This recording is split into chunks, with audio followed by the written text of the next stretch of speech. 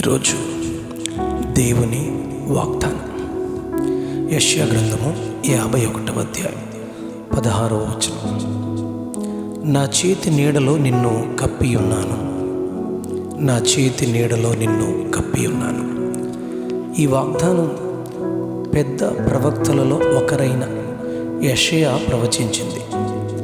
గ్రంథకర్త యెషయాతో దేవుడు, నీవు ప్రవచించే ప్రవచనాలను నేనే నీ నోట ఉంచి ఉన్నాను గనుక నీవు భయపడవద్దు, నా చేతి నీడలో నిన్ను కప్పి ఉంచాను అని 51వ అధ్యాయం యెషయా గ్రంథం 16వ వచనంలో ధైర్యపరుస్తాడు. యెషయా గ్రంథం 51వ అధ్యాయం 12వ వచనంలో, చనిపోవు నరునికి, తృణమాత్రుడగు నరునికి ఎందుకు భయపడతావు అని ప్రవక్తను ధైర్యపరచుచు 51వ అధ్యాయం 7వ వచనంలో, నా బోధను హృదయమందుంచుకున్న వారులారా ఆలకించుడి అంటూ, మనుష్యులు పెట్టు నిందకు భయపడకండి, వారి దూషణ మాటలకు దిగులు పడొద్దు అని దేవుడు ప్రవక్తతో మాట్లాడుతున్నాడు. అలాగే యెషయా గ్రంథం 49వ అధ్యాయం 2వ వచనంలో ఆయన ఇలా మాట్లాడతారు, నా నోరు వాడిగల ఖడ్గముగా ఆయన చేసి ఉన్నాడు, తన చేతి నీడలో నన్ను దాచి ఉన్నాడు, నన్ను మెరుగు పెట్టిన అంబుగా చేసి తన అంబుల పొదిలో మూసిపెట్టి ఉన్నాడు అని దేవుడు ప్రవక్తతో మాట్లాడతాడు. ప్రవక్త ఈ విధమైన అనుభవాన్ని తను తెలియచేస్తాడు. అలాగే ఇర్మియా గ్రంథంలో 1వ అధ్యాయం 6, 8, 10, 19 వచనాల్లో మనం ఈ సారాంశాన్ని మనం కనుగొంటాం. ఇర్మియా, నేను బాలుడనే, మాటలాడుటకు నాకు శక్తి చాలదని అంటాడు. ఆయన నేను బాలుడను అని అనవద్దు, నేను నిన్ను పంపు వారి యొద్దకు నీవు పోవలను, నీకు ఆజ్ఞాపించినవన్నీ చెప్పవలను, వారికి భయపడవద్దు, నిన్ను విడిపించుటకు నేను నీకు తోడై ఉన్నానని ఇర్మియా నోటిని ఆయన చేతితో ముట్టి, నీ నోట నా మాటలుంచి ఉన్నాను అని యెషయాతో చెప్పినట్లే ఇర్మియాతో కూడా ప్రభు మాట్లాడతారు.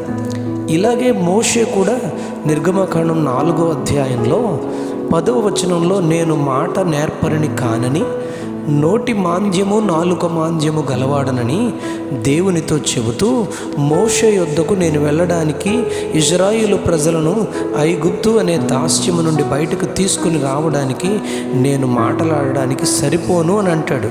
ఆయన మానవునికి నోరిచ్చిన వాడెవడు? మోగవానినే కానీ, చెవిటివానినే కానీ, దృష్టి గలవానినే కానీ, గ్రుడ్డివానినే కానీ పుట్టించిన వాడెవడు? యెహోవానైన నేను కాదా? కాబట్టి నీవు వెళ్ళు, నేను నీ నోటికి తోడయుండి నీవు పలుకవలసినది నీకు బోధిస్తానని మోషేను దేవుడు బలపరుస్తాడు. మోషే మీదికి సంఖ్యాకాండం 16వ అధ్యాయం 28వ వచనంలో, కోరహు, దాతాను, అబీరాము ఈ కుటుంబాలన్నీ తిరుగుబాటు చేసినప్పుడు కూడా దేవుడు మోషే పక్షంగా నిలబడి వారిని శిక్షిస్తాడు.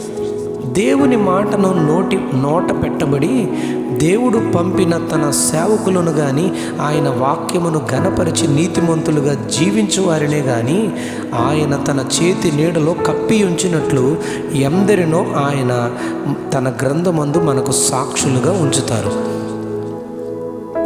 సమూయేలు రాసిన 1వ గ్రంథం 15వ అధ్యాయంలో, సౌలు దేవుని మాట వినక తిరుగుబాటు చేసి అమాలేకీయుల సమస్తాన్ని నాశనము చేయమన్న మాటను నెరవేర్చక సమూయేలు ప్రవక్తపై తిరుగుబాటు చేస్తాడు. సౌలు రాజు తిరుగుబాటు చేస్తాడు. సమూయేలు భుజముపై ఉన్న దుప్పటి చెంగును పట్టుకొనగానే అది చినిగిపోతుంది.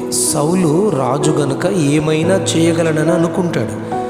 కానీ ఆయన చేతిలో నుండి సమూయేలు ప్రవక్తను ఆయన తప్పిస్తాడు. నీచమైన మరణం సౌలు రాజు, అతని కుటుంబం అనుభవించినట్లు గ్రంథంలో మనం చదువుతాం.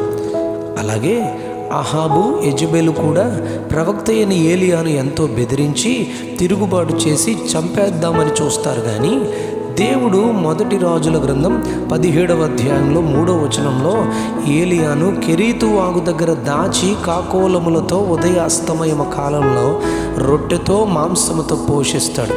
కొన్ని రోజులు తరువాత సారేపతు ఊరిలో విధవరాలి ఇంటిలో 3.5 సంవత్సరాలు కరువు తీరే వరకు ఏలియాను ఆ విధవరాలి కుటుంబాన్ని ఆయన దాచి కాపాడి పోషిస్తాడు. అలాగే దానియేలు గ్రంథంలో షడ్రకు, మేషకు, అబేద్నెగో, దానియేలు అను నలుగురు యూద బాలురను దానియేలు గ్రంథంలో రాజైన నెబుకద్నెజరు చేతిలో పడకుండా అగ్నిలో నుండి ఆ ముగ్గురు బాలురను దాచుటకు అగ్నిలో 4వ వానిగా 3వ అధ్యాయం దానియేలు గ్రంథం 25వ వచనంలో ఆయన సంచరించినట్లు నెబుకద్నెజరు సాక్ష్యమిస్తాడు. దానియేలును కూడా సింహాల నోట పడకుండా వాటి నోళ్లను ఆయనే మూసి దానియేలును దాచినట్లుగా 6వ అధ్యాయం 22వ వచనంలో మనం చూస్తాం. కనుక ఏ విధమైన భయము ఆయన మాటను నోట కలిగిన వారముగా నీతిమంతులముగా ఉన్న మనకు లేనే లేదు.